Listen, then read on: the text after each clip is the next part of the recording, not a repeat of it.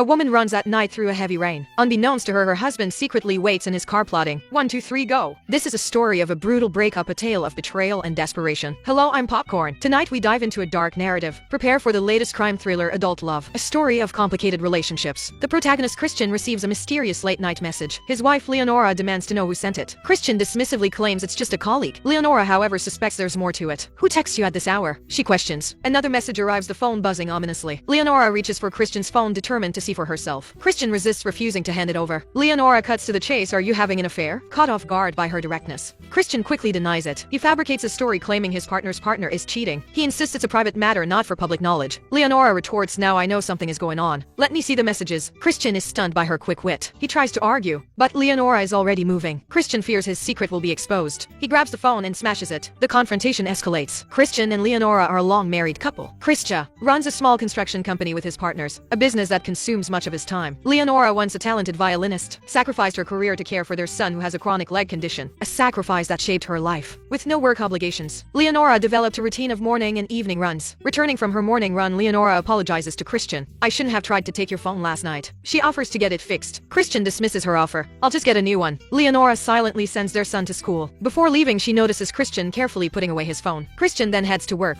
He greets his business partners and rushes to the construction site. He exchanges a knowing smile with Xenia, the attractive architect. She was the one who sent the late-night text. They meet in secret at the site. Xenia is upset that Christian didn't have time for her last night. She reads the message with simmering anger. It was an ultimatum. Xenia refuses to be a secret any longer. She demands Christian choose between her and his wife. Christian pleads for more time, citing their son's improved health. Leonora is still needed for his care. He asks Xenia to be patient, promising he'll eventually divorce Leonora. Xenia, however, has waited for 6 months. She's tired of waiting. Christian tries to reassure her. He leans in, attempting to seduce her. His domineering demeanor momentarily soothes her. Xenia suppresses her anger. Meanwhile, Leonora begins her own investigation. She scrutinizes Christian's social media, finding a photo of Christian and Xenia, a professional photo of Xenia, but their expressions betray more. Leonora opens Xenia's profile. Another work photo appears. Something is definitely wrong with this woman. What kind of job makes someone this happy, especially on a construction site? Leonora senses a growing threat. She dresses up and waits for Christian to return home. She asks him to help her with her dress, but Christian's touch is perfunctory. He quickly retreats to the bathroom. His disinterest in Leonora is palpable. At the company's annual meeting, Christian, as a leader, publicly praises Xenia's work. Leonora watches their exchange, feeling a sharp pang of pain. She feels deeply uncomfortable. Later at the after party, Leonora can't find Christian. She takes off her shoes and sneaks into his office, finding him with Xenia in a compromising position. Leonora returns home in silence, seething. Christian senses her unease. He's eager to finalize their divorce. The next day, Christian initiates a conversation. He suggests their relationship has grown distant. Leonora reveals she saw them together the previous night. Realizing she knows everything, Christian stops pretending. But Leonora's next words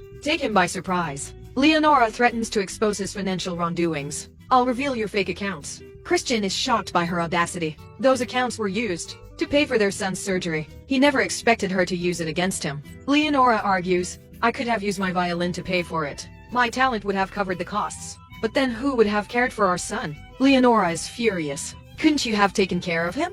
No, I needed to make money. We had an agreement. I sacrificed my career for our family. And you repay me with an affair? Is this what I deserve? And now, I haven't played in over 20 years. I can't just pick it up again. Christian is unreasonable. He uses their son as a shield. If I go to jail, who will pay for his treatment? You'll have to wait until I can afford it. Will our son just wither away? If you want a divorce, I'll report you. Enjoy your 5 years in prison. Will your lover still be waiting? This strikes a nerve with Christian. He knows Xenia is not the type to wait. Divorce is now impossible. Christian is trapped. Just then Xenia calls. He needs to pacify her, to keep her calm. Christian claims, I've told Leonora about us. We'll be together soon. Xenia makes a request. My parents are visiting today. Can you meet them after work? Christian agrees. He then heads to the lake, preparing firewood for the town's tradition. A floating platform awaits in the center. It's an annual event. The town gathers around the lake to pray for the bonfire. This year it's Christian's turn to light it. Lao Wang, a neighbor, notices Christian's distress.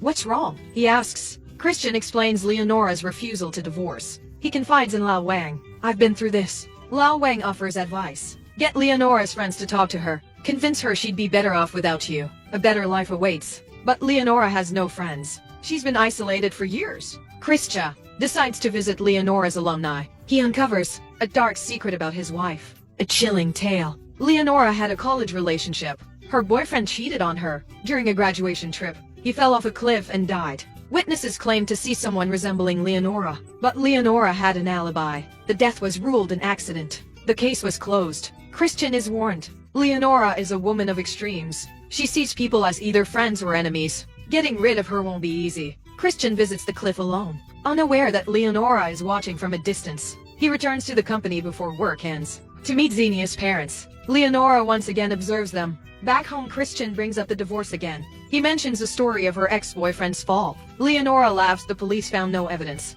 Who do you think you're threatening? Call Xenia or I'll cut the call in two. End it, or I'll call the police and you'll explain everything. Christian backs down again. I don't understand why you're making this so difficult. We don't love each other anymore. If it's money you want, I'll give it to you. Leonora replies, I've sacrificed everything. My youth, my career. Christian, you owe me far more than money. Family is all I have left. Under Leonora's relentless pressure, Christian calls Xenia. Hearing Xenia's voice, he falls silent. He hangs up, unable to speak. Leonora throws him out in anger. Christian again uses their son's future as leverage. But Leonora's words send a chill down his spine. Who do you think our son will side with? From now on, the car, the house, and our son are mine. A dark thought flickers in Christian's eyes. He gets into his pickup truck, hiding at Leonora's usual running route. The rain falls lightly. He spots Leonora running. Christian drives into her. To ensure she's dead, he reverses and hits her again. He returns to the company, making sure he's seen, creating an alibi. Back home, he hides in the bathroom, overwhelmed.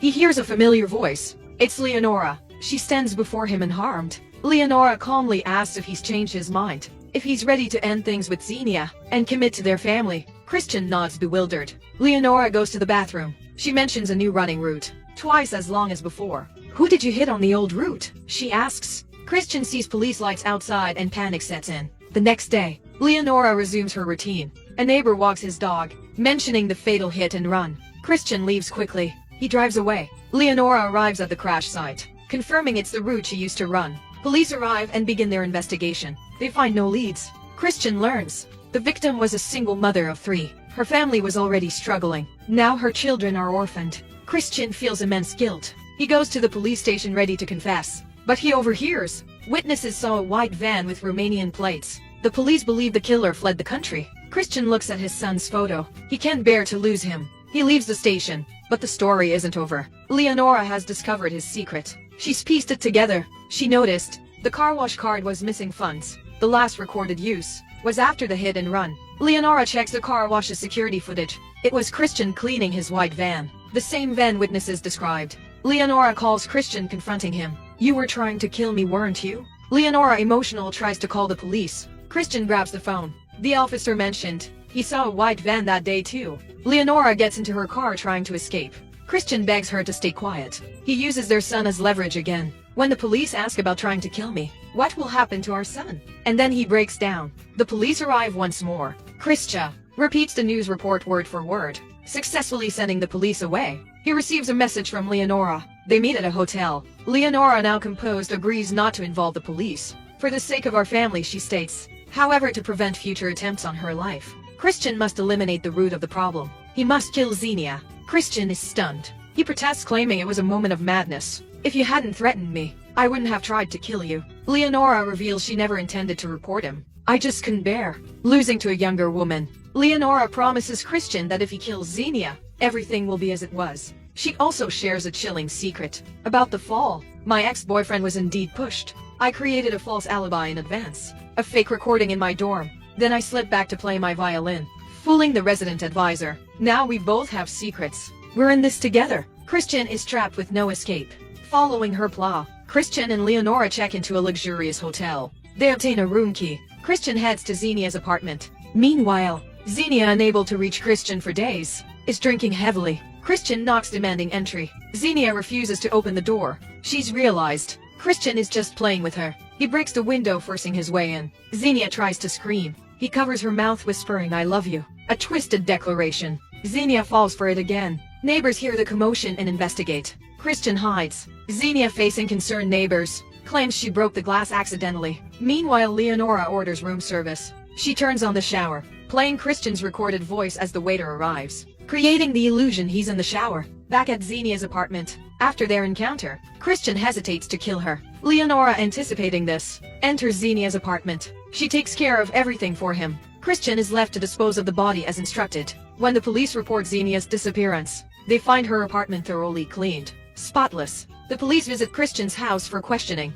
Both he and Leonora have solid alibis. The seasoned detective suspects foul play. Their only lead is Xenia's whereabouts, or her body. Where did Christian hide it? Police deploy search dogs. The dogs lead them to the lake. They begin searching along the shore. The dogs continuously bark towards the lake's center. Christian hid Xenia's body within the floating platform, in the center of the woodpile. Today is the bonfire ritual. Hearing the dogs, Christian fears exposure. He announces an early celebration. He paddles to the center and pours gasoline on the wood. A bonfire erupts amidst the dogs' frantic barking. Tragedy. The police, unaware of the dogs' discovery, call off the search. Only Christian stares at the burning fire haunted. Accompanied by Leonora, they watch as the body is consumed by flames. Eventually they sell their house and leave town. The end. They say half of all murders are driven by love, a testament to the power of marital bonds. People warn against smoking. They advise against excessive drinking. But no one warns about the dangers of love. Perhaps it's alarmist, but it's the film's message.